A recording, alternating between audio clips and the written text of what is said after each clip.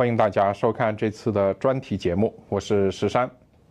随着6·4天安门事件25周年的来临，当局加大了对异议人士的打击力度，包括北京纪念6·4五君子被抓捕，北京知名独立媒体人士高瑜被刑拘，以及其他一系列维权人士纷纷被抓，来势凶猛，似乎远超过往年6·4之前的例行打压。当局如此加大打压力度的原因到底为何？我们将在这次节目中请有关评论人士做出分析。在6·4 25周年前夕，北京公安刑事拘留了参加民间6·4研讨会的蒲志强、胡世根、郝建、徐有余及刘迪5人。据了解，触发当局抓捕行动的会议是由学者徐有余发起的，开会地点在郝建的住处。出现在互联网中现场的照片是一张大合照，除了上述事件中的5人之外，包括资深媒体人高瑜以及广州多位人权捍卫者和人权律师也先后被捕及刑拘。山东大学退休教授孙文广向本台表示，中共高层他们对今年的这个6·4特别的惊恐，高度紧张抓人的话呢，你像家庭搞一个聚会来纪念6·4他们都大做文章，定的罪名呢是非常荒谬的，叫做寻衅滋事这个根本这个是一种诬陷欲加之罪了。对此，本台特约评论员胡平表示，这件事情之所以出人意外，确实就是2条嘛。第一就是这种事情过去不是没有过，那过去都没有遭到这么严厉的这个打压。另外，你现在就是人家就是在私人家里举行聚会，你都要去抓人，就是那还得了？那显然这次的所作所为是6·4之后在同样的这种事情上大大的后退了一步。中国民主党全国委员会等民运组织举行新闻发布会，介绍即将举行的天下围城行动的内容。据悉，今年的纪念6·4系列活动的主要内容有天下围城、全民导共、全球网络大会、重返天安门运动。胡佳接受本台记者采访时称，25周年是个关键点，策划6·4 25周年纪念活动是对历史负责，要让中国当局看到人民并不恐惧。实际上就是说，今年围绕着6·4的25周年，是海内海外2个行动在同步的进行。一个呢是海外人士搞的天下围城行动，国内而言的话，其实是另一个行动，重回天安门。去年的时候，这个活动扩大了，有几十个人曾经到过天安门广场，而且10几个朋友勇敢的拍了照片发在这个网络上。这个我觉得天下围城是一个是相互呼应的。那么天下围城可以说是4面楚歌，重回天安门就成了10面埋伏。中国民主党成员浙江异议作家陈树庆说，活动给北京当局带来了一定的压力。无论对于平反6·4还是中国要实现真正的民主法治捍卫人权，那主要还是要靠国内的民众普遍觉醒。但是在共产党的一党专制的严酷的压制下，就是国内的民众就是说的抗争困难也重重，壮大也很难。那么海外民主人士组织这样的活动的话，对这个世界肯定是有深远作用的。从共产党抓捕行为比较严厉的情况下，也说明共产党比较恐慌。从共产党的恐慌当中也可以看到这个行动是有效果的。对此，哈佛大学研究员、著名旅美异议人士杨建立也表示，他们要确定在6·4纪念的前后不出现任何不可控的社会动荡的局面，他们认为的社会动荡，或者说大的群体事件、大规模的抗议活动出现。所以呢，他是用逮捕这几位参与了6·4纪念的人呢，作为一种威慑。除了6·4 25周年这个因素以外，最近国内访民和民间维权的力量不断加大，加上新疆少数民族地区暴力恐怖事件不断，造成中国当局极度不自信，一味迷信暴力镇压。6·4天网创办人黄奇表示，当局的选择在合适的时机进行打压，而这实际上与中国大陆这几个月形势的发展有密不可分的关系。特别是两会以后民众大规模聚集上访，以及一系列群体事件包括少数民族地区各种突发事件的发生，在这种情况下，当局必须立即出手，采取了一些方法来制止局势的进一步下滑。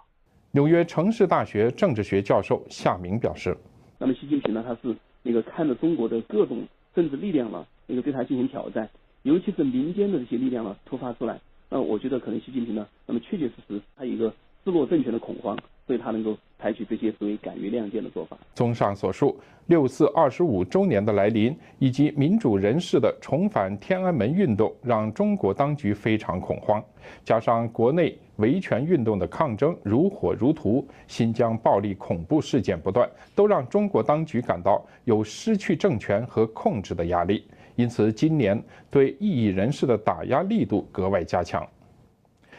好，欢迎您收看这次的专题节目，我是石山，我们下次节目再见。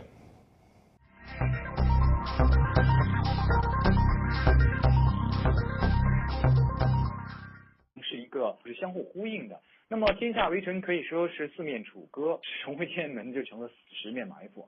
中国民主党成员、浙江异议作家陈树庆说，活动给北京当局带来了一定的压力。无论对于平反6·4，还是中国要实现真正的民主法治、捍卫人权，那主要还是要靠国内的民众普遍觉醒。但是在共产党的一党专制的严酷的压制下，就是国内的民众的抗争困难也重重，壮大也很难。那么海外民主人士组织这样的活动的话，对这个世界肯定是有深远作用的。从共产党抓捕行为比较严厉的情况下，也说明共产党比较恐慌。从共产党的恐慌当中也可以看到这个行动是有效果的。对此，哈佛大学研究员、著名旅美异议人士杨建立也表示，他们要确定在6·4纪念的前后不出现任何不可控的社会动荡的局面，他们认为的社会动荡，或者说大的群体事件、大规模的抗议活动出现，所以呢，他是用出现在互联网中现场的照片是一张大合照。除了上述事件中的5人之外，包括资深媒体人高瑜以及广州多位人权捍卫者和人权律师也先后被捕及刑拘。山东大学退休教授孙文广向本台表示，中共高层他们对今年的这个6·4特别的惊恐，高度紧张抓人的话呢，你像家庭搞一个聚会来纪念6·4他们都大做文章，定的罪名呢是非常荒谬的，叫做寻衅滋事这个根本是一种诬陷欲加之罪了。对此，本台特约评论员胡平表示，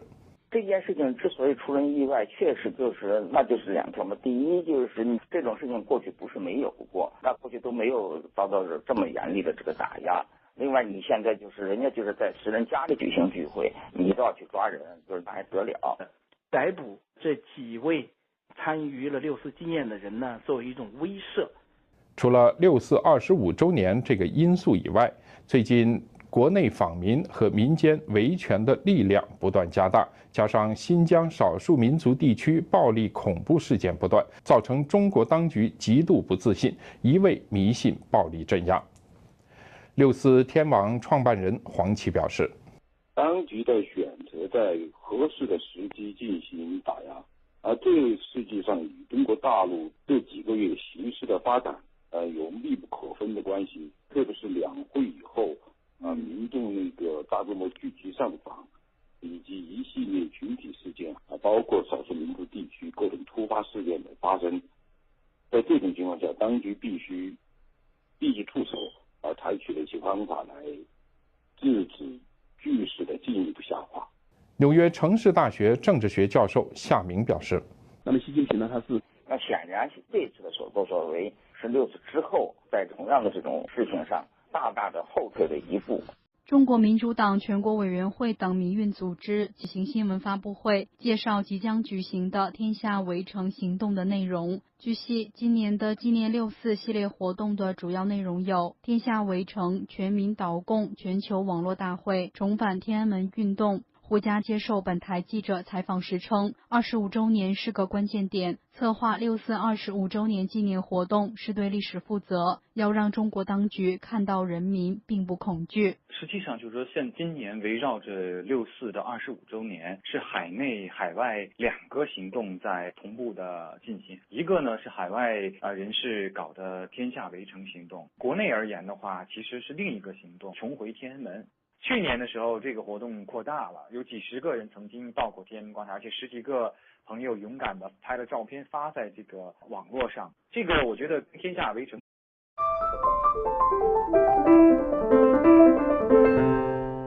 欢迎大家收看这次的专题节目，我是石山。随着6·4天安门事件25周年的来临，当局加大了对异议人士的打击力度，包括北京纪念6·4五君子被抓捕，北京知名独立媒体人士高瑜被刑拘，以及其他一系列维权人士纷纷被抓，来势凶猛，似乎远超过往年6·4之前的例行打压。当局如此加大打压力度的原因到底为何？我们将在这次节目中请有关评论人士做出分析。在6·4 25周年前夕，北京公安刑事拘留了参加民间6·4研讨会的卜志强、胡世根、郝建、徐有余及刘迪5人。据了解，触发当局抓捕行动的会议是由学者徐有余发起的，开会地点在郝建的住处。